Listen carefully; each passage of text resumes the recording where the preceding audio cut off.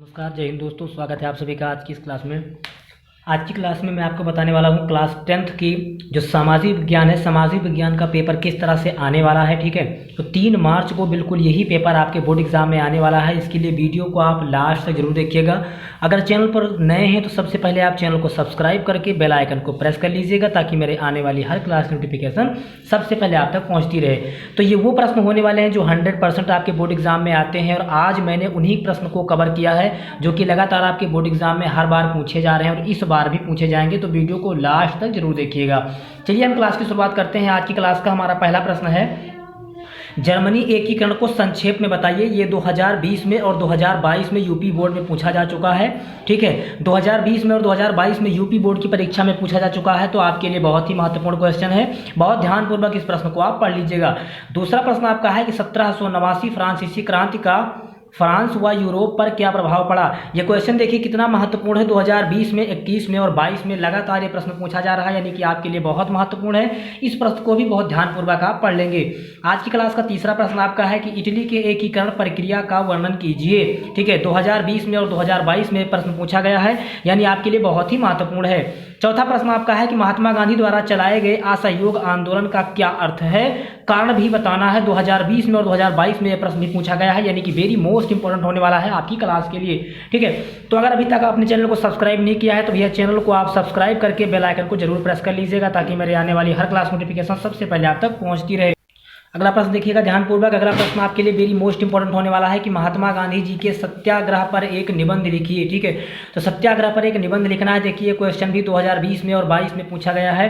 ठीक है, अगला प्रश्न आपका है कि महामंदी के कारणों की व्याख्या कीजिए। एनसीईआरटी का ये प्रश्न है और 2020 और 2022 में देखिए प्रश्न पूछा गया है, यानी कि आपके लिए बहुत महत्वपूर्ण है। बहुत ध्यानपूर्वक इस प्रश्न को आप पढ़ लीजिएगा। अगर आप भी अपने बोर्ड एग्जाम में 70 के 70 नंबर के पूरा सही करके आने वाले हैं तो वीडियो को लास्ट तक देखिएगा और प्रत्येक क्वेश्चन को बहुत ही ध्यानपूर्वक समझिएगा और पढ़िएगा। ठीक है, अगला प्रश्न छठा आपका सातवां प्रश्न आपका है कि 19वीं शताब्दी के अंतर्राष्ट्रीय अर्थशास्त्रियों द्वारा बताए गए 3 प्रकार के प्रवाहों की व्याख्या कीजिए। 2020 में, 21 में और 22 में देखिए प्रश्न पूछा गया है। Very very most important question आपके लिए होने वाला है।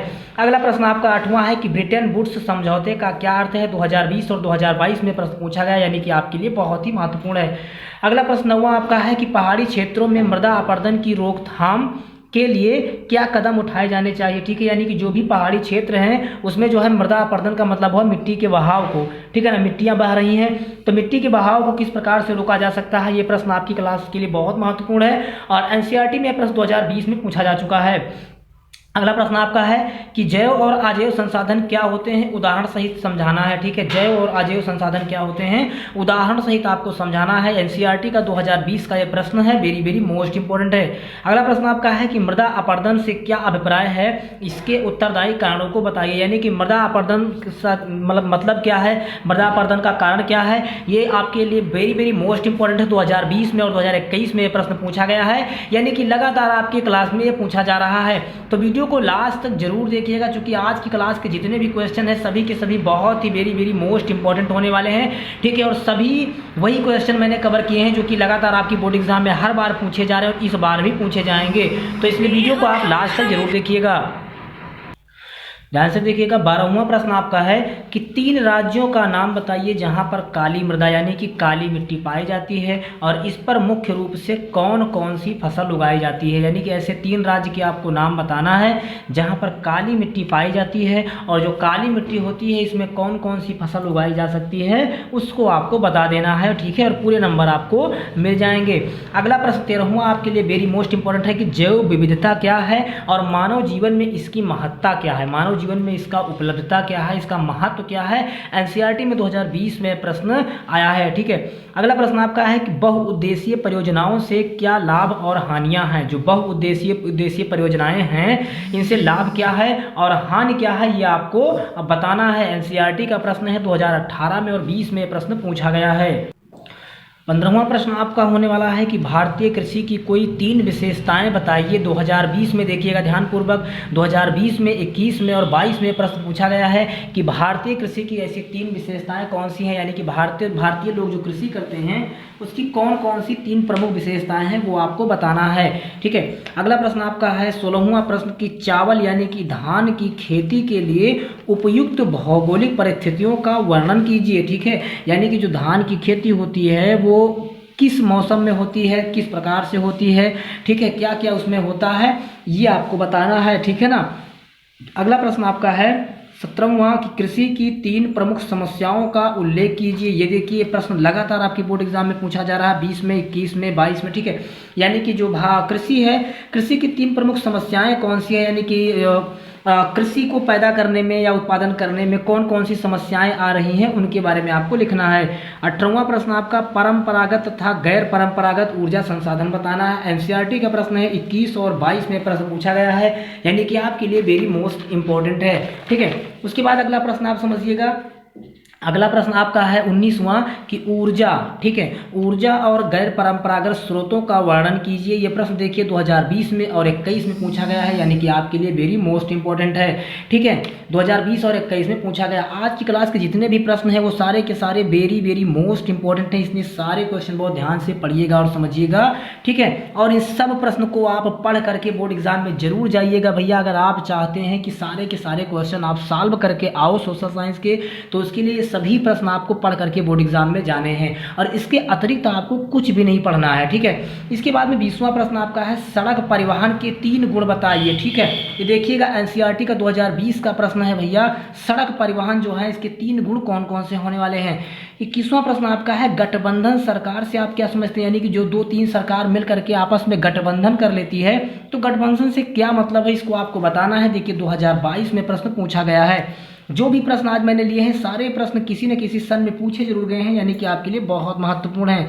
22वां प्रश्न आपका है कि संघवाद से आप क्या समझते हैं, इसकी प्रमुख विशेषता बताइए। 20, 21 और 22 में देखिए प्रश्न पूछा गया है, यानी कि वेरी मोस्ट इंपॉर्टेंट है। उसके बाद 23 नंबर प्रश्न आपका है कि 1992, ठीक है, 1992 के संविधान संशोधन के पहले और बाद के स्थानीय शासन के 2 महत्वपूर्ण अंतर कौन से हैं। ये प्रश्न देखिएगा 2020 में, 21 में और 22 में पूछा गया, यानी कि आपके लिए वेरी मोस्ट इंपॉर्टेंट क्वेश्चन है। 24 नंबर प्रश्न आपका है कि भारत की विधायिकाओं में महिलाओं के प्रतिनिधित्व की क्या स्थिति है। ठीक है, महिलाओं के प्रतिनिधित्व की क्या स्थिति है, इसके बारे में आपको बताना है। तो ये महत्वपूर्ण 24 प्रश्न थे जो कि आपके बोर्ड एग्जाम में हर साल पूछे जा रहे हैं और इस बार भी पूछे जाएंगे। तो सारे के सारे क्वेश्चन आप बहुत ध्यानपूर्वक पढ़ लीजिएगा। इसके बाद ध्यानपूर्वक समझिएगा कि मानचित्र संबंधी कुछ प्रश्न आपकी बोर्ड एग्जाम में हर साल पूछे जाते हैं और इस बार भी पूछे जाएंगे। ठीक है, तो मानचित्र से संबंधित 10 प्रश्न आपके बोर्ड एग्जाम में पूछे जाएंगे, जिन्हें पढ़ना आपके लिए वेरी वेरी मस्त है। ठीक है, तो बहुत ध्यान से आप समझिएगा। जिसमें पहला प्रश्न आपका है कि वो स्थान जहां 1927 में कांग्रेस का अधिवेशन हुआ। ये प्रश्न लगातार आपकी बोर्ड एग्जाम में मानचित्र में भरने के लिए पूछा जा रहा है। दूसरा है कि वो स्थान जहां 1930 में महात्मा गांधी जी ने सविनय अवज्ञा आंदोलन चलाया था, इसको बताना है। भैया क्या करना है कि जो मानचित्र आपको भरने के लिए मिलेगा सिर्फ और सिर्फ वो स्थान इस मानचित्र में बता देना है कि भारत में वो स्थान कहाँ पर है। ठीक है, सिर्फ इतना ही करना है और मानचित्र भरना मैंने वीडियो में बता दिया, उसे आप देख लीजिएगा। अगला प्रश्न आपका है वो स्थान जहां किसान सत्याग्रह आंदोलन चलाया गया। अगला प्रश्न वो स्थान जहां 1929 में कांग्रेस का अधिवेशन संपन्न हुआ। तो ये तो प्रश्न आपके इतिहास से पूछे जाएंगे, फिर आपके भूगोल से प्रश्न पूछे जाएंगे। देखिएगा ध्यान से।